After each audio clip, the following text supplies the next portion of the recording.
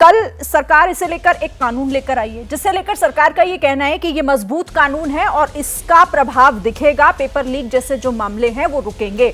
हमारे साथ राजीव रंजन जी भी हैं। राजीव रंजन जी, आप भी कह रहे थे कि सरकार इसे लेकर प्रतिबद्ध है और कानून के जरिए इस पर रोक लगेगी, लेकिन देखिए इसमें जो जुर्माने की राशि रखी गई है 1 करोड़ के जुर्माने का प्रावधान किया गया। बिहार में जो आरोपी पकड़े गए, मैं आपको एक एग्जांपल दे रही हूं कि बिहार में आरोपी ने ये बात कबूल की है कि एक स्टूडेंट से उन्होंने 30 से 32 लाख रुपए लिए हैं। ठीक है, अब आप ये समझिए कि ये रिकवरी तो उन 3-4 छात्रों से ही हो जाएगी, मतलब जो जुर्माने की राशि रखी गई है। वो डर कहां से आएगा फिर इस कानून में जो जुर्माने की राशि का प्रावधान है या बाकी जो पूरा कानून है? आपको लग रहा है कि वो डर बन पाएगा? आगे कोई इस बारे में सोचे ना, पेपर लीक करने जैसी वारदात में कोई शामिल ना हो, वो डर कैसे बनेगा फिर? देखिए, मुझे ऐसा लगता है जब भी कोई कानून बनता है तो आने वाले समय में परिस्थितियों के अनुरूप उसमें अगर ज़रूरत पड़ेगी तो संशोधन भी होंगे। लेकिन आपका सवाल बिल्कुल ही प्रासंगिक है और महत्वपूर्ण है कि जिस तरह की राशि उन्होंने वसूली आप अभी भी कह रहे हैं कि जरूरत पड़ेगी, अभी भी आप कह रहे हैं कि जरूरत पड़ेगी। यहाँ पर मतलब लाखों छात्रों के साथ खिलवाड़ हो गया, आप कह रहे हैं जरूरत पड़ेगी तो संशोधन करेंगे। नहीं सुरेन जी, शब्दों से आप मेरी पूरी बात का जो अभिप्राय है उसको दूसरी दिशा में नहीं ले जाइए, दुरुस्त कर दीजिए। देखिए, हम भी उतने ही खुले मन से, हम सबों के घर में बेटियां हैं, हम लोगों के घरों में भी बेटे हैं और ये पूरी युवा पीढ़ी सबके भविष्य का सवाल है। अगर यहाँ काजल बैठी है तो वो हमारी बेटियों के प्रतिनिधित्व के लिए वहां बैठी है। ये सवाल राजनीतिक नजरिए से देखे जाने का नहीं है। मैं पूरी तरह से सहमत हूं कि आने वाले समय में ये अगर महसूस होता है कि ये पर्याप्त राशि जुर्माने की नहीं है तो ये एक प्रभावकारी कदम उठाया गया। अब इसके साथ जरूरत पड़ने पर आने वाले समय में बहुत सारे इसमें संशोधन भी हो सकते हैं, लेकिन बुनियादी तौर पर पूरे प्रावधानों का अध्ययन किया जाना बेहद आवश्यक होगा। केवल जुर्माने की राशि नहीं, कई ऐसे तरह के दंड हैं, उसके आधार पर किसी व्यक्ति के लिए जीवन यापन करना, जो भी इस तरह का जुर्म करेगा उसके लिए आने वाले समय में आसान नहीं होगा। सबसे बड़ी जो जिम्मेदारी है कि अभी धैर्य के साथ सुप्रीम कोर्ट के फैसले का हमें इंतजार करना चाहिए और ये लैंडमार्क जजमेंट होगा, जो भी होगा एक बड़ा फैसला आएगा। हो सकता है आने वाले समय के लिए एक मजबूत रास्ता भी वो तय कर दे। इस कानून के प्रभावी क्रियान्वयन के लिए भी सभी पक्षों का सहयोग बेहद आवश्यक होगा। ये धैर्य के साथ सामना करने का समय है और मुझे विश्वास है जब इस देश की महान न्यायपालिका पर सबका यकीन है, लेकिन यहाँ स्टूडेंट्स के पास अब वो धैर्य बचा नहीं। एक लंबा समय उन्होंने उस तैयारी में बिताया, उन्होंने अपने मानसिक तौर पर जिस तरीके का कष्ट झेला है वो ये कह के आप उसे कम नहीं कर सकते कि धैर्य रखिए। ठीक है, वरुण चौधरी जी, राजीव रंजन कह रहे हैं और अरुण गुप्ता भी यही कह रहे थे कि कोर्ट पर विश्वास कीजिए, जो भी फैसला होगा वो लैंडमार्क साबित होगा और धैर्य रखने की बात कह रहे हैं। देखिए, कोर्ट के अलावा सरकार की भी कोई जिम्मेदारी है। शिक्षा मंत्रालय क्या कर रहा है भाई? अगर कोर्ट से सब कुछ काम है, शिक्षा मंत्रालय को बंद कर दीजिए। और नीट का एग्जाम ऐसा एग्जाम है, इसमें हम ज्यादा देरी नहीं कर सकते। जो हमारी छोटी बहन काजल स्टूडेंट है, उन्होंने बताया 4 तारीख को रिजल्ट आया। और मैं तो बोलता हूँ, जब ये नीट का एग्जाम कंडक्ट हुआ था, जब मैंने एक वीडियो रिलीज करके उसके माध्यम से कहा था, उसी दिन बच्चों ने हमें अप्रोच करना शुरू कर दिया था कि उन्हें इस एग्जाम में धांधली लग रही है, क्योंकि कोचिंग इंस्टीट्यूट्स के कुछ लोगों ने कुछ बच्चों को अप्रोच करा कि हम आपको पेपर दे देंगे, हमें इतना पैसा दे दो। और कहीं ना कहीं बार बार एनटीए पर सवाल अभी खड़े नहीं हो रहे हैं। ये जो एनटीए है, जो 2017 में जब प्रकाश जावड़ेकर जी ने बनाया था, तो बोला था हमने ये एनटीए इसलिए बनाया है, ये ज्यादा ट्रांसपेरेंट होगा, ये सीबीएसई से ज्यादा कैपेबल होगा। और मुझे अब तो पूरा सवाल ये खड़ा होता है कि एनटीए बनाया इसलिए गया कि अवैध तरीके से पेपर बेचे जाएंगे और कहीं ना कहीं इसके पीछे बहुत बड़ा पैसे का भी रोल मैं बोल रहा हूँ कोचिंग अकेडमी के द्वारा। इसीलिए बार बार धर्मेंद्र प्रधान जी एनटीए को बचा रहे हैं। अभी तक 18-20 दिन हो गए, पूरे न्यूज चैनलों पे है, लोगों के व्हाट्सएप तक पे पता लग गया पेपर लीक है, लेकिन अभी भी धर्मेंद्र प्रधान जी ने पहली प्रेस कॉन्फ्रेंस करी, कहा कोई पेपर लीक नहीं है। मुझे उम्मीद थी वो परसों मान जाएंगे कि हाँ पेपर लीक हो और बच्चों से माफी मांगेंगे। बच्चों से माफी मांगने की बजाय रोहन जी बात कर रहे हैं राजस्थान में हुआ था। हो सकता है रोहन जी बात 1974 की करने लगे, 1960 की करने लगी, जब तो ये हुआ था।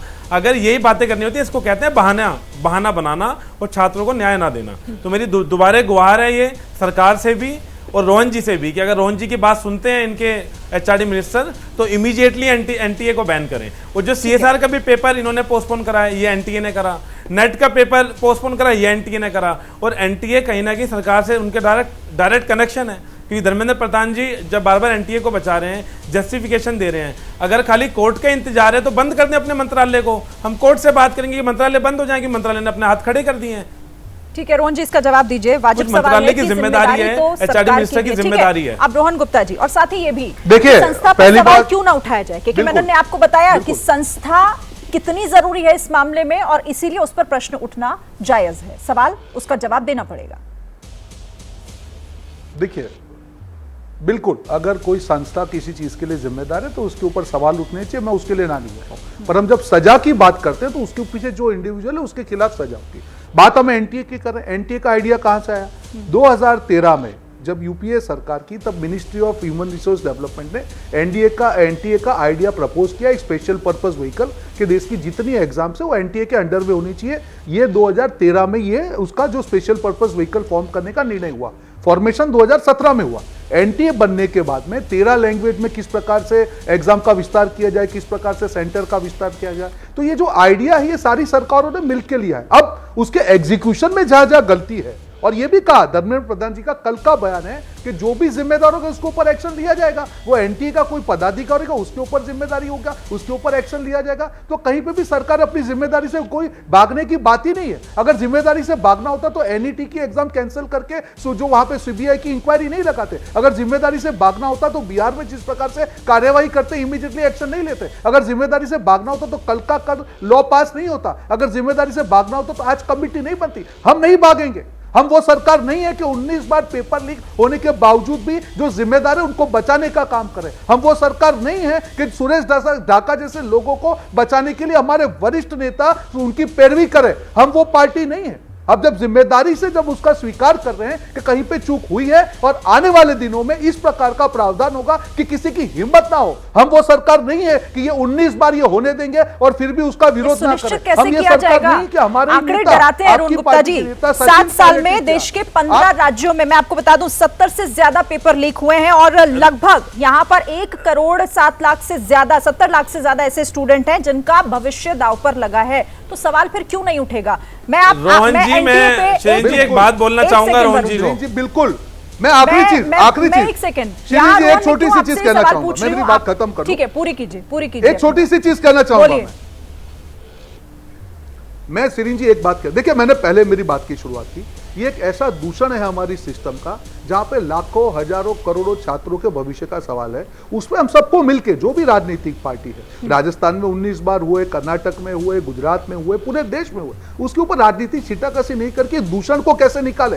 कौन वो लोग हैं जो सिस्टम में घुस के सिस्टम का दुरुपयोग कर रहे हैं? कौन वो लोग हैं जिनकी अभी भी वो हिम्मत हो रही है? कौन वो लोग हैं जिनको पीछे से कहीं ना कहीं पीठबल मिल रहा है? सारे मिलकर एक सिस्टम बनाए और इस प्रकार के एक्शन लिया जाना चाहिए। ये देखिए छोटा अपराध नहीं है। करोड़ों लाखों छात्रों के भविष्य के साथ खेलने वालों के ऊपर कोई मर्सी नहीं होनी चाहिए। कोई भी पार्टी से जुड़ा हो, कोई भी लोगों से जुड़ा हो, हमको मिलकर एक्शन करना होगा और ये सरकार इसके लिए कटिबद्ध है। आने वाले दिनों में मैं आपको शिरीन जी भरोसा दिलाता हूं कि ऐसा कड़ा एक्शन लिया जाएगा कि भविष्य में किसी की हिम्मत नहीं होगी। जैसे ही घड़ी का काटा दोपहर 2:30 पे आए, बबीता जी का दिल सास बहू साजिश के लिए मचल जाए। और ये है इनकी बहू, पूरे दिन ऑफिस की टेंशन हो जाए गॉन जब ये करें अपना फेवरेट शो फ्री टाइम पे ऑन।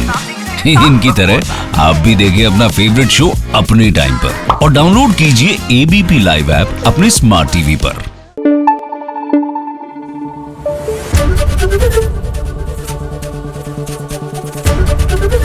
एबीपी न्यूज आपको रखे आगे।